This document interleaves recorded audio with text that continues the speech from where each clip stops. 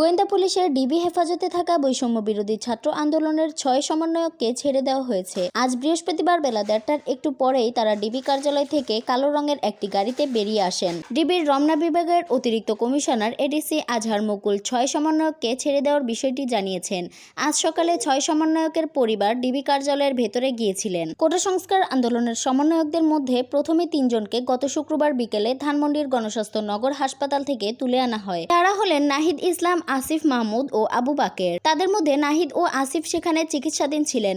বাকের তাদের সঙ্গে ছিলেন। পরদিন সন্ধ্যায় সার্জিস আলম ও হাসনাত আবদুল্লাহকে নিয়ে আসে ডিবি। এরপর রোববার ভোরে মিরপুরের এক আত্মীয়র বাসা থেকে তুলে আনা হয় নুসরাত তাবাসসুমকে। এরপর থেকে তারা মিন্টো রোডের ডিবি কার্যালয়ে আছেন। ডিবির দাবি, তারা নিরাপত্তাহীনতায় ভুগছিলেন, তাই তাদের নিরাপত্তা হেফাজতে রাখা হয়েছে।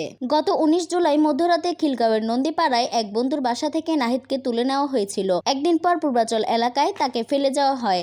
নাহিদের শরীরে বিভিন্ন স্থানে ছিল আঘাতের চিহ্ন। এরপর থেকে তিনি হাসপাতালে চিকিৎসাধীন ছিলেন। অপর 2 সমন্বয়ক আসিফ ও বাকেরকেও একই দিনে তুলে নেওয়া হয়েছিল। 5 দিন পর তাদের দুজনকে চোখ বাঁধা অবস্থায় যেখান থেকে তুলে নেওয়া হয়েছিল সেখানেই ফেলে যাওয়া হয়। এরপর থেকে আসিফও গণস্বাস্থ্য হাসপাতালে চিকিৎসাধীন ছিলেন। তার সঙ্গে ছিলেন বাকেরও। 6 সমন্বয়ককে অবিলম্বে মুক্তি দিতে এবং দেশের বিভিন্ন স্থানে আন্দোলনকারীদের উপর প্রাণঘাতী গুলি না চালাতে নির্দেশনা চেয়ে গত সোমবার হাইকোর্টে রিট দাখিল করেন 2 আইনজীবী।